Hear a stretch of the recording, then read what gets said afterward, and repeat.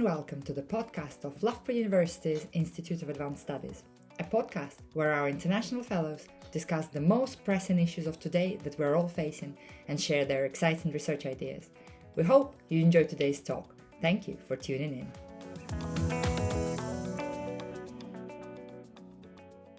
Okay, welcome everybody. Thank you for joining us.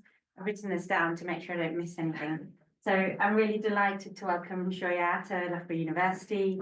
I'll really briefly introduce Xiaoya herself, her prior work, and the collaborative project that we've been working on during this visit. It's a good opportunity for us to offer big thanks and appreciation to the IAS for the IAS Fellowship. So Xiaoya is an assistant professor at the School of Law at Shenzhen University in China. And she, like me, is really interested in youth delinquency, internal factors such as morality and self-control interact with other familial and societal factors influencing youth development.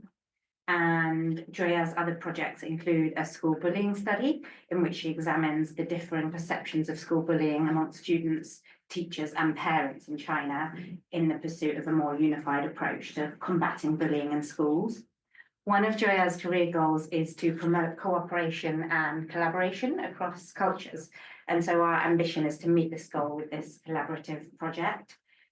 We both carried out our PhDs at the criminology department in Cambridge and together have a shared expertise in this particular approach to youth development that you'll hear more about today. Our joint project that we've been developing this past week is called SatNav Compass China. So it includes a youth intervention program designed to promote moral decision-making and positive development. And having been trialled now in several secondary schools in England, we're adapting it and translating it to a secure school setting in Shenzhen in China. We've enjoyed much discussion about the similarities and differences between the cultures, between moral attitudes and moral behaviours. And these conversations have been centred around these individualistic and collectivist cultures, which have been endlessly fascinating, as well as assessing these cross-cultural applications. We're looking at these careful translations from English to Chinese. So in this talk today, Xiaoya will share some findings from a longitudinal study that she leads, which tracks almost 600 young people in China, centering on these cross-cultural applications with the study of morality and crime. So thank you once again to the IAS, and over to you, Xiaoya. Thank you. Okay, thank you, Nima, for the nice introduction. And hello, everyone. Nice to meet you here. Thanks for coming.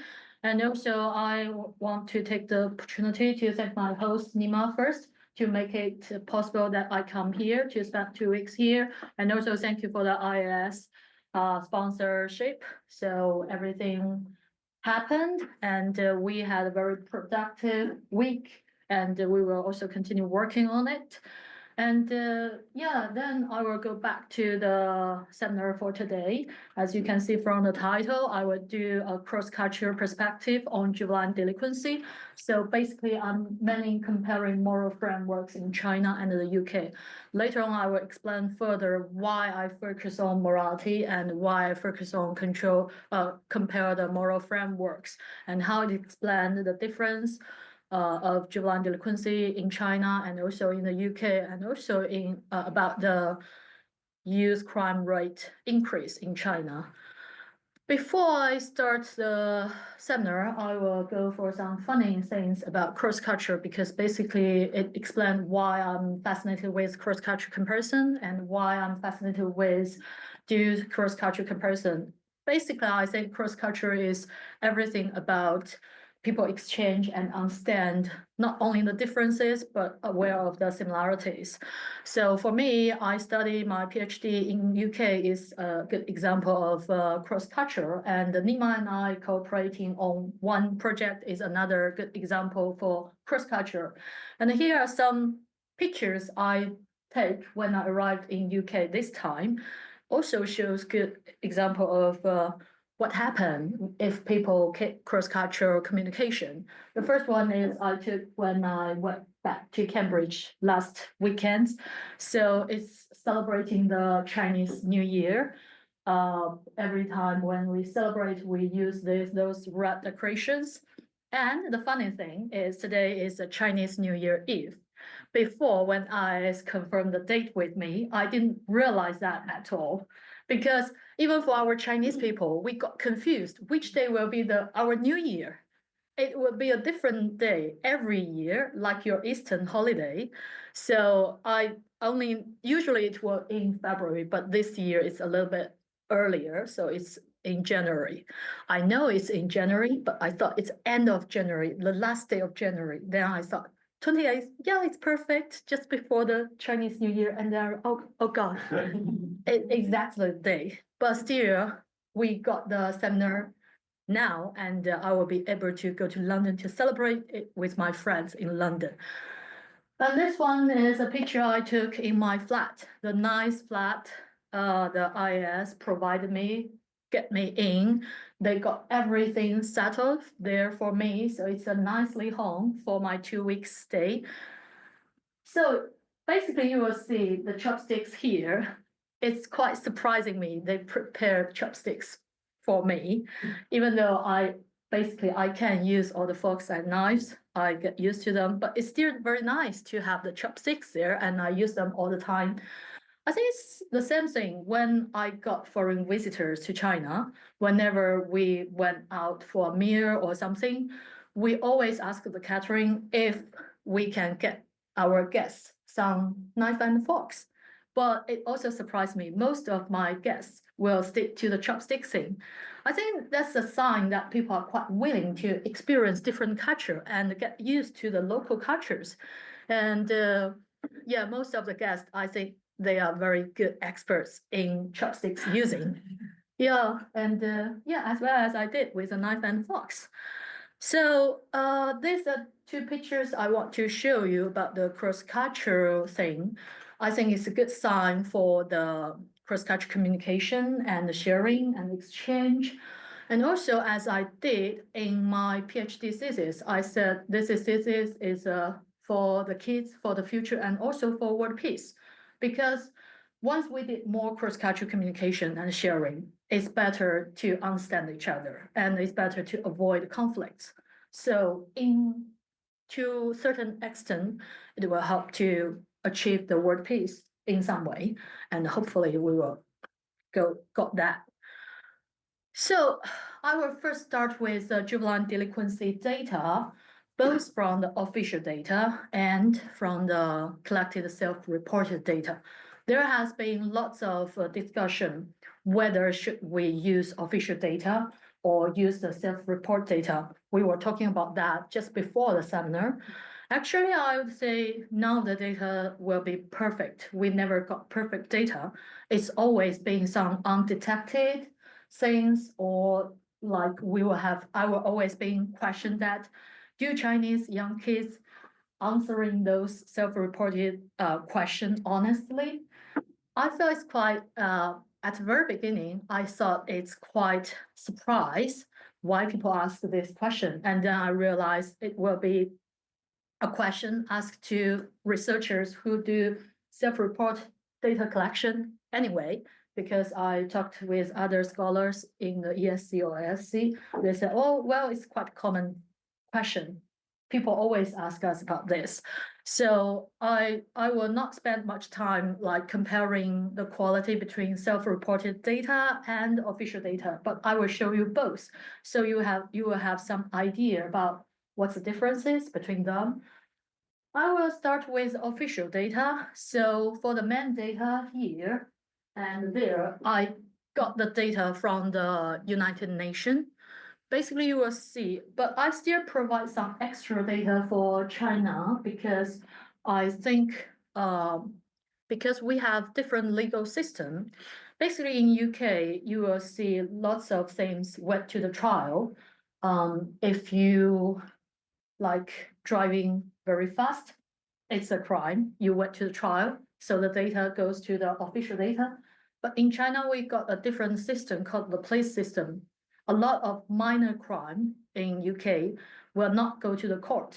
The police can dealing with them directly. So in the bursary, I provide extra data from the police. You can already see within China, the official data, if the source were different, the result will be a little bit different. So the place data is much higher compared with the UN official data. I think one reason is the legal system differences. The other reason is I really doubt how did the UN get their data. I think they cooperate with some Interpol, something like that, but not necessarily they got all the data correctly. So if we use those data to do a quick compare, you would find like from the official data, we can confidently say that China is a quite low crime country compared regarding how low it is compared with UK. I also did other comparison about Chinese crime rate with other European countries or United States. I'm just not presenting them here. As always, similar to the compare between China and the UK, China is one of the quite low crime rate country among the world. I think the top 10 would be like Singapore, Hong Kong, something like that. You will find most of them will be East Asia countries or cities. So this is just give you a first impression about what's the crime rate in China been. And then I'm going to give you a youth crime rate trend data. So it's court data, a little bit different from the police data. But from the court data, we do have a year notebook that provide us with court data about juvenile delinquency, youth crime from 1990s to until 2020. You can see from this trend that basically youth crime increased and then decreased.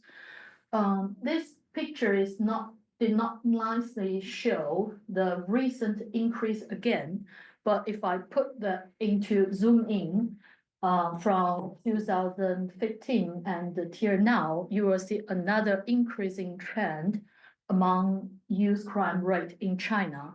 So that's another reason I'm interested with juvenile delinquency. I want to know why the crime rate decreased, why it increased, and why it differs so much from Western countries. But how to understand this question or how to explore this question, it's really hard. Basically, you cannot say that two things are different. And if you ask the question why they are different, it's kind of an impossible question to answer. Saying that why the table is different from chairs, because it's a table, it's a chair. It's kind of like meaningless to compare them. So later on, I will explain why I implement theory like SAT to help me explore the questions that I'm interested with.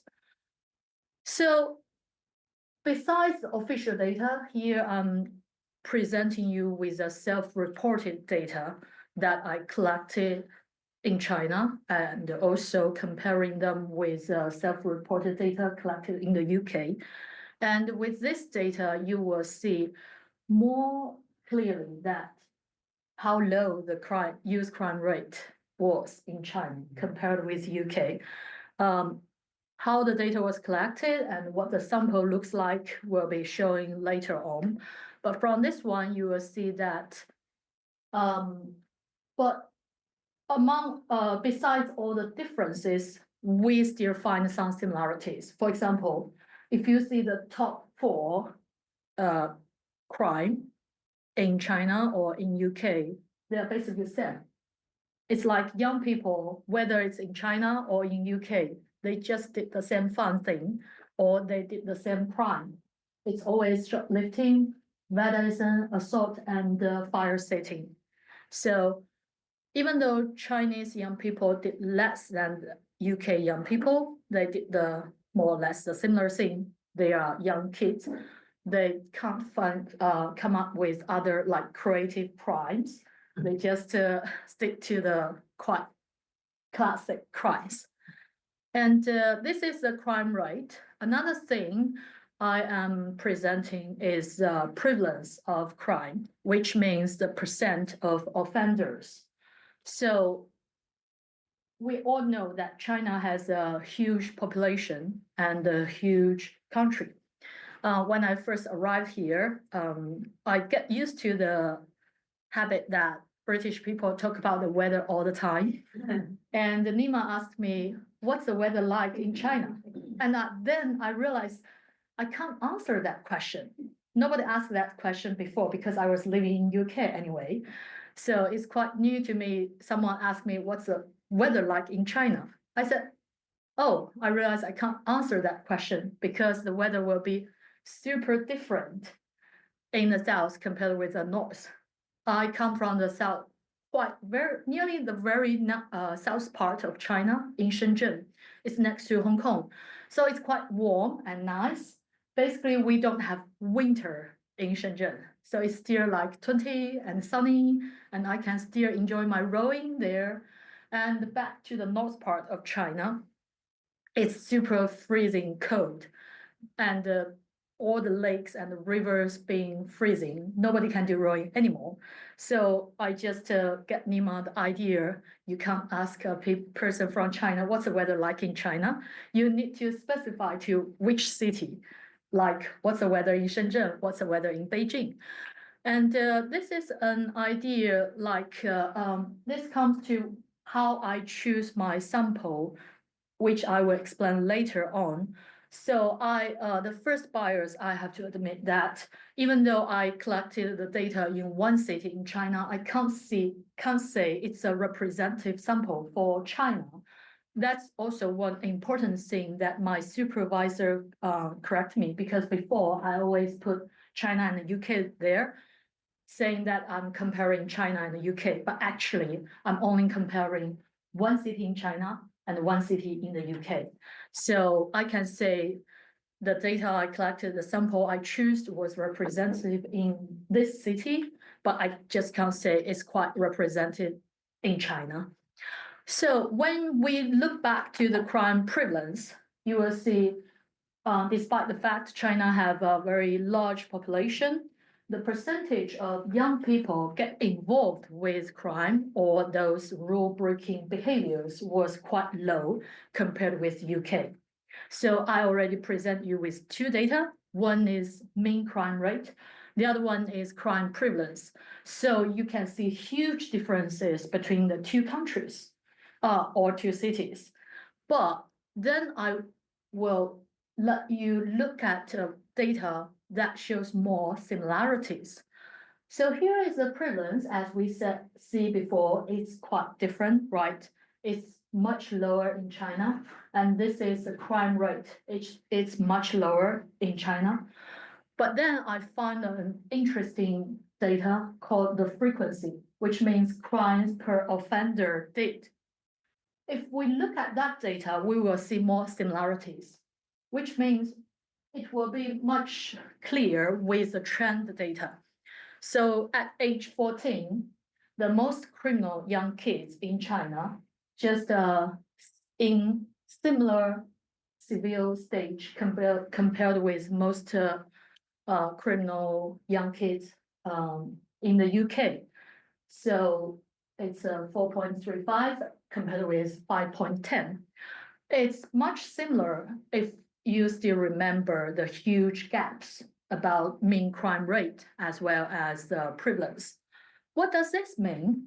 And also, if you look at the trend, it becomes much huge difference when it goes to age 16. That can also be explained a little bit by the policy of Chinese education system, because at age 15, they will have their high school entrance examination, which only allow half of the middle school students being able to continue with the high school.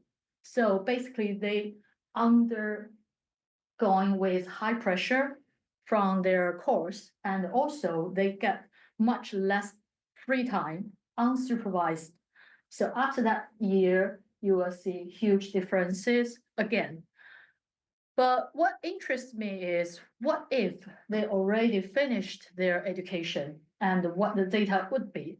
That would be another interesting and very fascinating thing I'm going to do this year.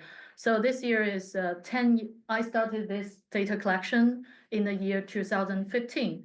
So after 10 years now, I will start my fourth round data collection this year. So after all the 10 years, I will be able to see what's the situation now after they finished all their education, when they don't have the education pressure anymore, when they got more free time. And some of them get married, some of them don't. Yeah, I was quite looking forward to see what's the thing be like this year. So that then comes back to the questions I'm very interested with. Why the differences or why the similarities? As I said before, it's really hard to answer the question without like mechanism help or theory help. And also it's very important to do the comparison to make sure with the confirmation that we are comparing the same thing. As I said, it's meaningless to comparing the different things. So with in M to know why the difference is, I'm using the situation action theory. So Nima is also very familiar with. I think this is the first time I need to explain the theory all by myself, because usually in the conference, there always be other people already explain the theory there for me. But I will try, as I only focus on the morality framework. So I'm only showing you the situational process and the key situational factors. Basically, for young people, this theory will say that whenever there's a motivation, it could be either a temptation or provocation, then it comes to the moral filter. For the moral filter, it's like a black box. We still haven't figured out how it worked. But after the moral filter, for some people, they just think crime is an option. So for those see crime as an option, it's still different when it comes to the process of choice. Some of them just do the crime because it's a habit, like shoplifting. Some people may have a psychiatry illness. They basically can't control themselves. They just act without much thinking. So it's not like it's a rational deliberation, it's just habit. And then it goes with crime. And for other people, when they regard crime as an option and regard crime as a rational deliberation, there comes another control box. For the control box, it could either be, it's mainly talking about the external control. Like if someone see crime as an option, then see there is a CCTV or police or other people standing by, then it's kind of like a kind of social control. Someone may not decide to commit crime, or they will still commit crime, even though they see this environment promote to their crime actions.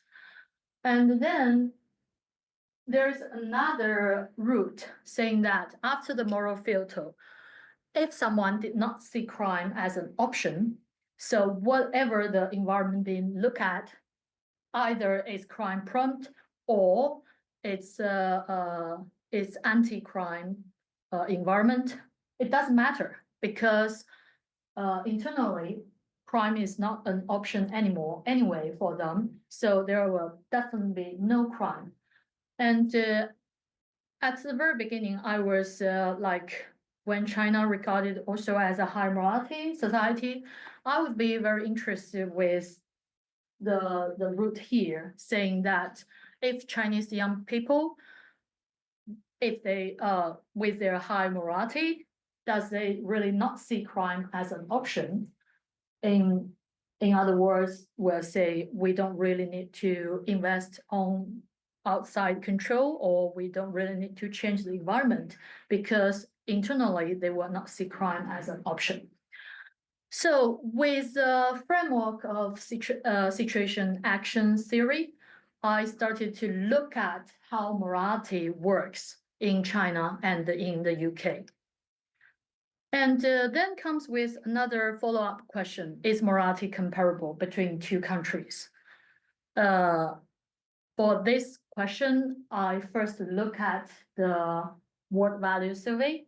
So for World Value Survey, they did, I think every 5 years, there were a new round of data collection to compare with main cultures in the world and see how they're different with each other. And morality is also one of the key component in the World Value Survey. And for the morality one and also the value research, it's basically they are comparing the survival with self-expression values and the traditional with secular values. You will see that the funny thing is China and UK are quite similar to on the y-axis. So basically on this value, the two countries are quite similar. But on survival and the self-expression values, the two countries are quite different.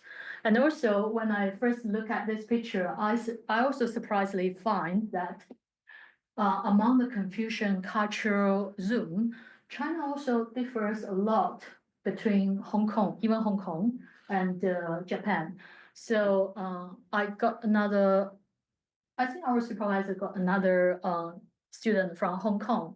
So maybe later on, we are doing some comparison between mainland China and Hong Kong as well, because Hong Kong is a very special area that developed from the classic traditional Chinese culture and share the similar value with us, but also got the British influence during the colonial times.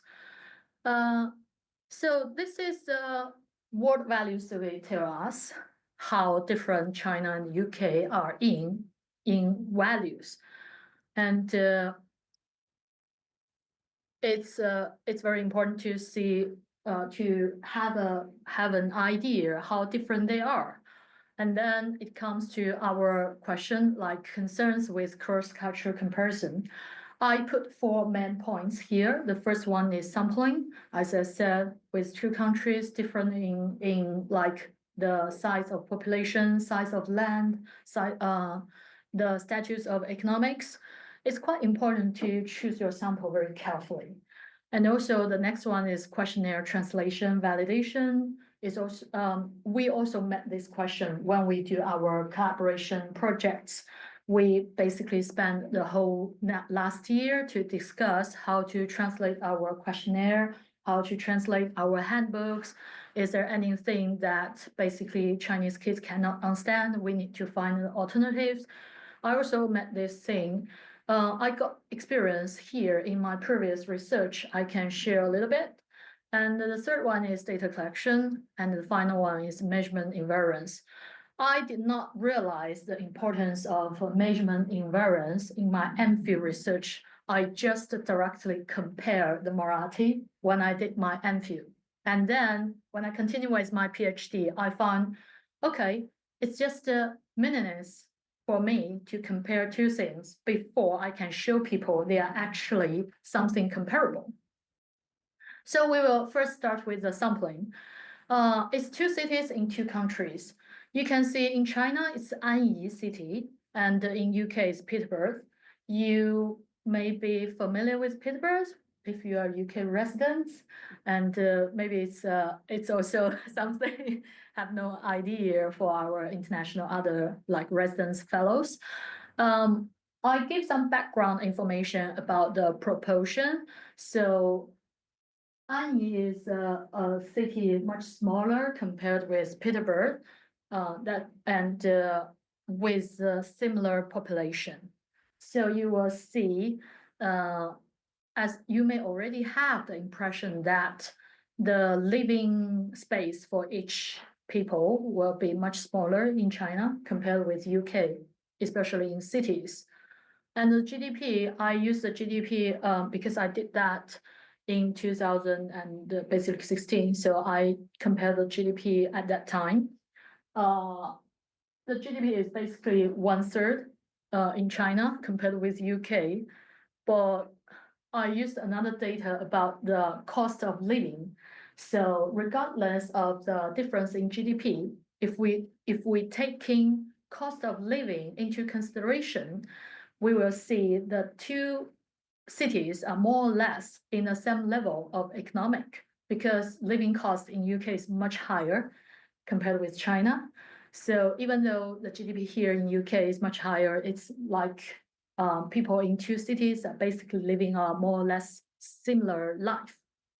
And for the participants, at age 14, Peterborough chose 1707 participants, and in Anyi City, I choose 588. The way Peterborough choose the sample is like nearly 1/3 of local young kids will participate in the research. So it's very representative sample for local people. And for me, it's just the population, even though the population is similar, I don't think for the 588 people, kids, I can't include everyone. So the way I do is that I find all the middle schools in that city, and based on the student size of different school, I just choose different number of students from each school, and then made my sample representative. A proof to indicate that my sample is quite representative is that when I did the gender analysis of my sample, I surprisingly find that boy versus girl rate would be 1.16 to 1. So before I thought it should be around 1 to 1, right?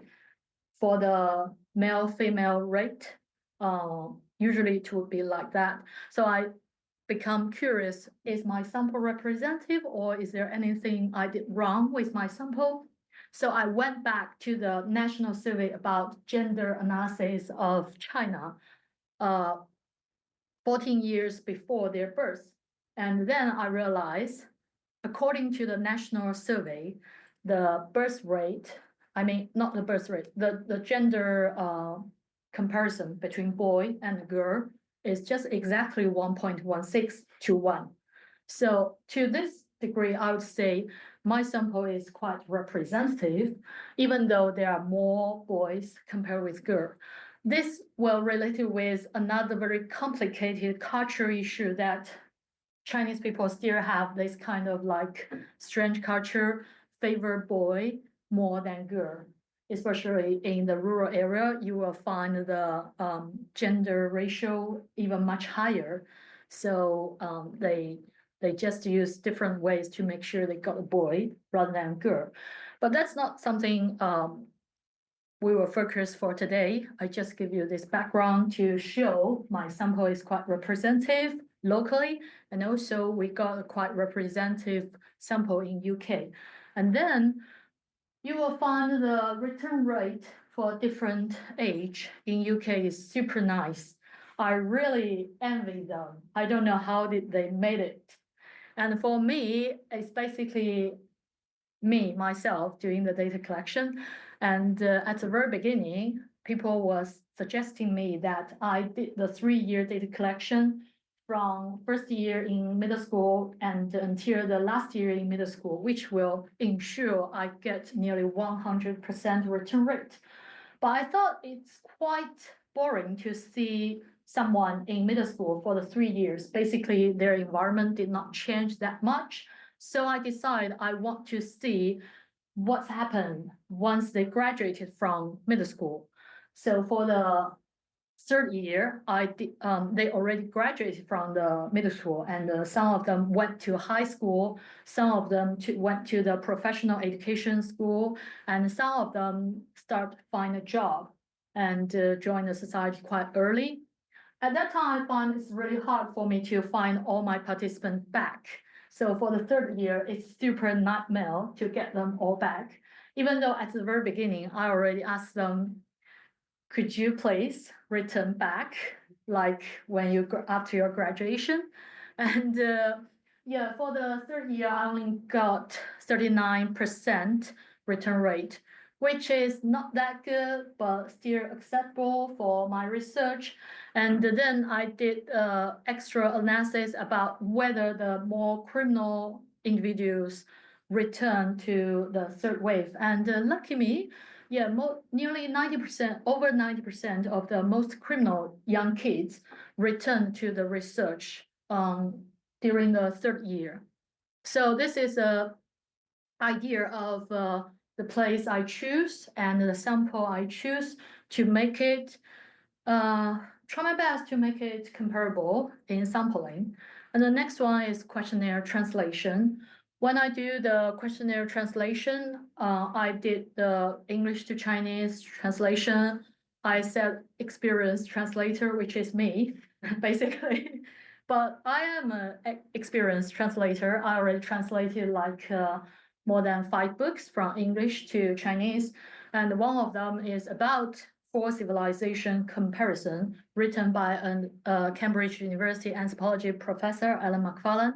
And it sold really nice, very well in China. I think it already sold more than 10,000 copies in China. No, it's 100,000 copies in China for that book, which means our Chinese people are quite fascinated with what's the differences between civilizations, why made us so different from others.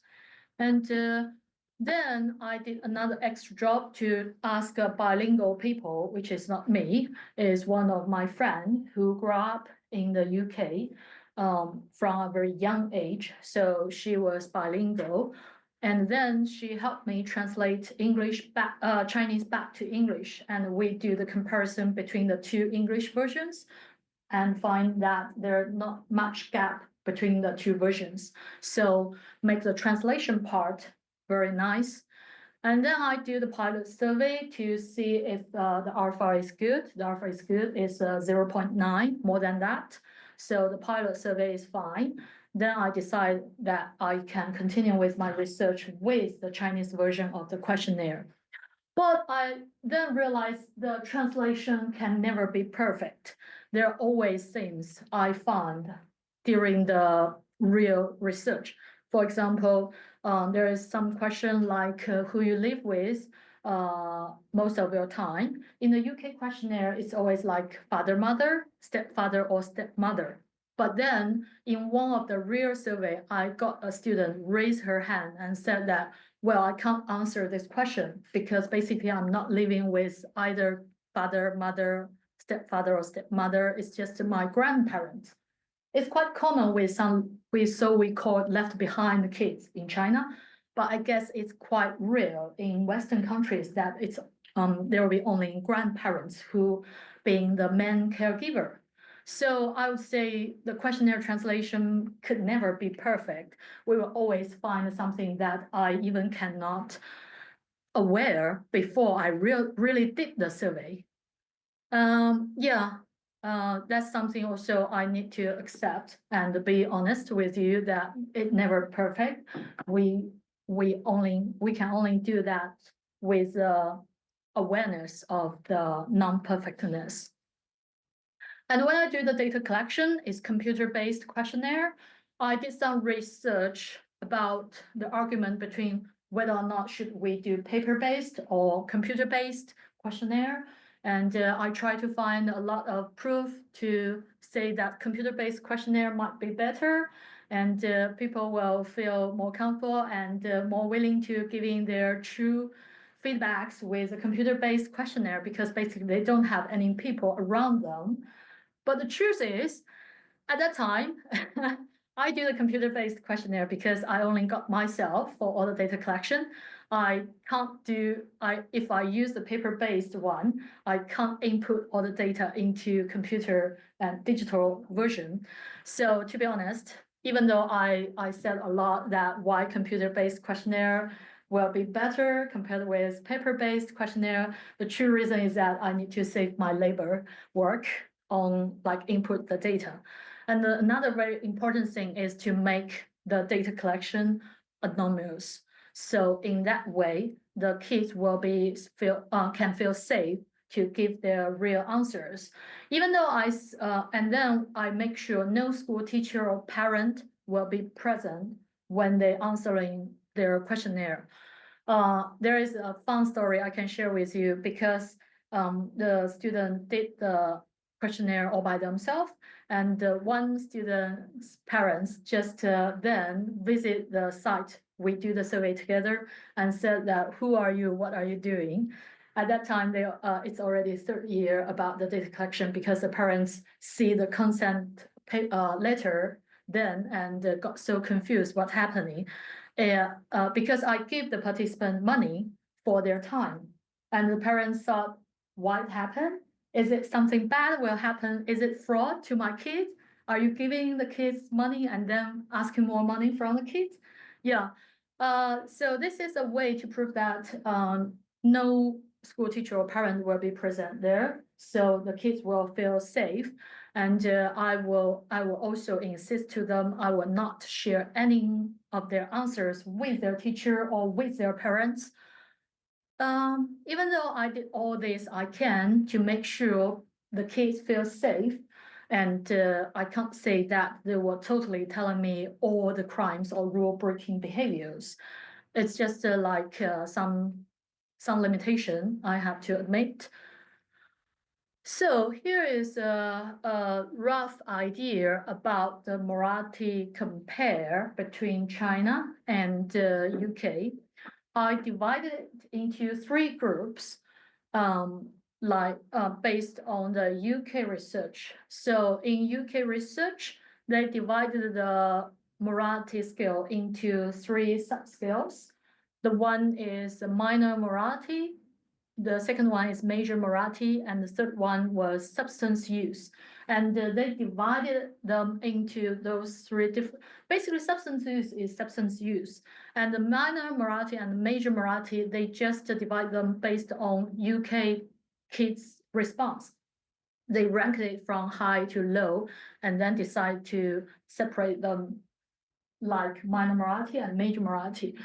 I think they do the category did not mean much, but this category really gives us some interesting idea when I do the cross-cultural comparison, because as you will see that both Chinese young people and the UK young people will think the major morality items more or less similar, right?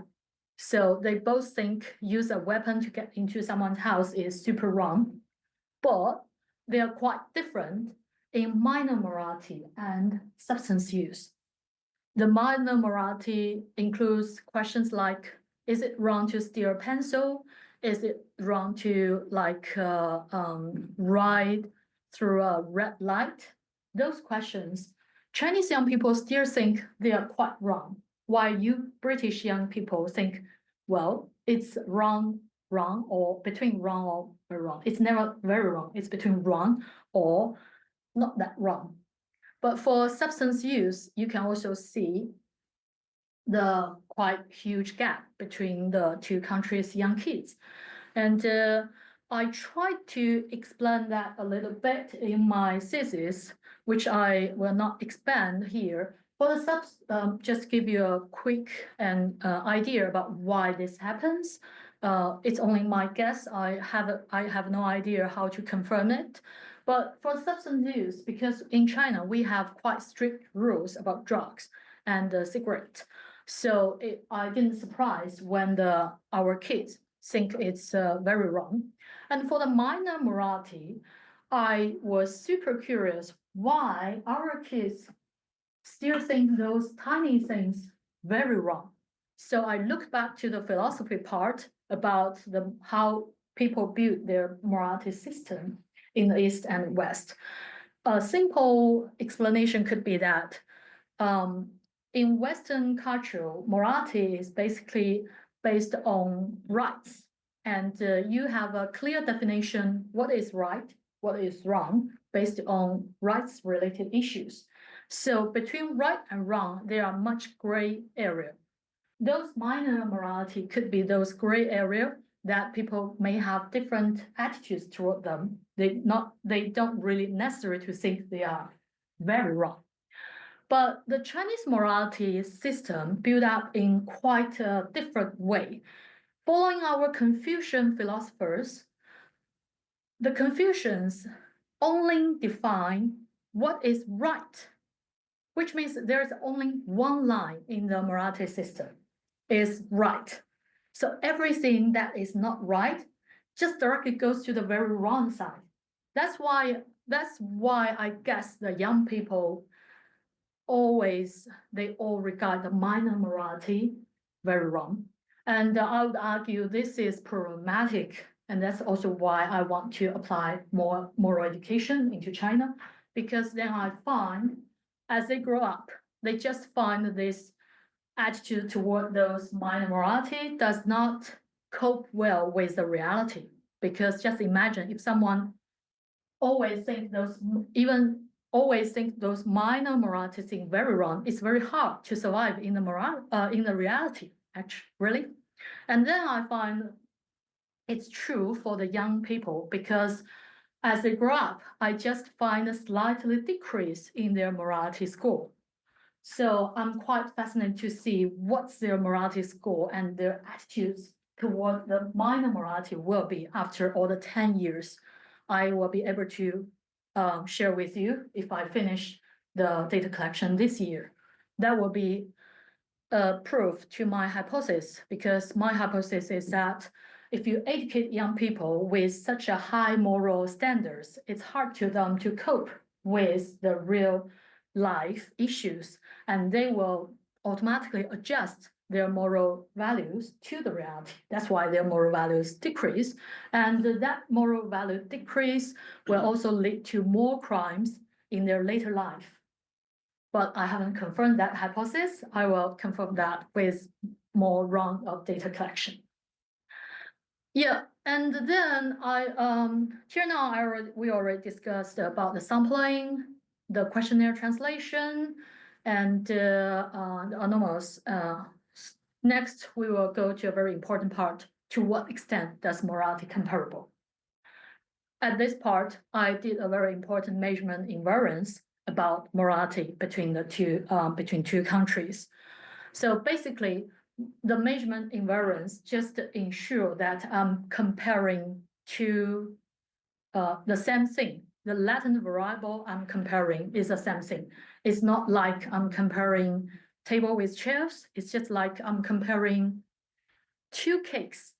The two cakes are made with same flavor, and that's the factor loading of the latent variable morality. So this is the first step about the factor analysis. So with this one, I can confirm both young kids in the two countries have similar understanding when they answering different items, and those different items, the factor loading to the latent variable is perfect. It's a cake made with same flavor. And then I did another, but with the second step about measurement invariance, I found that some items, it's M13 and M16 item, is that how wrong do you think it is to smoke cannabis, and how wrong do you think it is to use a weapon or force to get money or things from another child? For those two items, the loading weight is a little bit different, which means the young people will have will put different weight onto those two items when they look at the morality. This is the reason why I need to release those two items to make the latent variable still comparable. So for the first level, we make sure it's made with same flavor. And for the second step, we found that for certain flavor, maybe one cake put more water compared with the second cake, but they are still cakes. And for the third level, I compared with the intercepts of the morality scale. And then for the intercepts, it's the most different part I found in the measurement invariance. You will find for most of the items, Chinese young people have higher intercepts compared with British young people. So that makes a big question if we directly compare the morality between two countries, because for Chinese young people, they have higher moral score, not necessarily indicates they got high morality. It's just because their baseline are quite high. So I need to release those baseline and acknowledge the differences about the baseline between the two countries, and then do the comparison with those baseline differences. So it's just like one cake is more sour than the other cake. It might because one cake added more like saying strawberry jams, and the other cake just did not got that sour strawberry jams. And after the three steps, I'm confirming that I'm comparing actually two cakes. One cake might be more sour compared with the other cake because one cake get more strawberry jams. It's in the Marathi scale, they got higher Marathi baseline. But not necessarily saying that I'm comparing like a table with a chair. So this is the importance of measurement invariance. And then with all the analysis, I found that I can meet with partial invariance with all the data. And then with the partial invariance model, I further do my cross-culture test of situation and action theory, examining the morality and self-control and crime rate. So with the partial invariance morality model, we can see that from age 14 to age 16, in UK, it's both morality and self-control works. But interesting thing in China is that only morality works for age 14 and age 16. And for age 15, it's only self-control works. If you still remember, age 15 is a year that they will have their high school entrance examination. So they get less free time, unsupervised. That's a year of time that I leave it for further discussion about the interaction between propensity and the external environment. But if we look at age 14 and age 16, an interesting is during those 2 years, it's only morality that works. Self-control never worked. Why? Because according to SAT, if you still remember the model, the mechanism I showed you before, for those highest morality kids, they did not see crime as an option. So there is no space for self-control, basically. That's why only morality will show significant. But still, you will see the R-square of the Chinese model are quite low, because if I show it quickly, because most of the Chinese people reported zero crime. So that's also something quite challenging. So I did follow-up research using a different model called zero inflated negative binomial regression model. I can do those different model analysis easily, but I'm not really into that because basically I can get any kind of result with different analysis methods. It's just another way to show you that with zero inflated negative binomial regression model, it will allow me to look at the Chinese data more clearly, because it will exclude all the zero reports at the count model.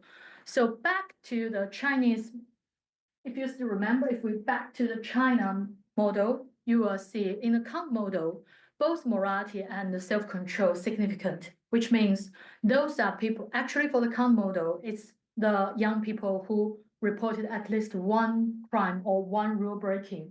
And the things become similar with UK. So for those see crime as an option, there will be more space for self-control, and they need self-control to decide whether or not they will commit a crime. But for the inflated model, which means those who did not really see crime as an option, then for those people, because they already not see crime as an option, so morality never work in within those group. And this is, and with this new model, you will see the R-square improved quite a lot for the Chinese sample. And this will give us a perfect reflection about the mechanism of SAT, seeing like high morality, kids will not see crime as an option. That's partially explain why the crime rate in China is so low. And furthermore, as I said, I want to explore why the crime rate in China are increasing. I guess there could be some interesting findings about their decrease, about their moral scores, and how they regard rethinking about their moral values. Yeah, that's basically everything I want to share with you about my longitudinal research. And then next, I think is, I got a lot of extent of my time. Next, I will leave all the time for the questions, if you got any questions. Thank you.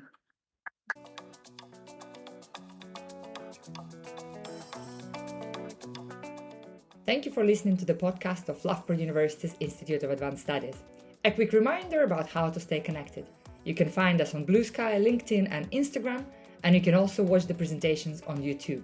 The podcast is available on all the major platforms. Please download, share, and most importantly, subscribe. See you next time.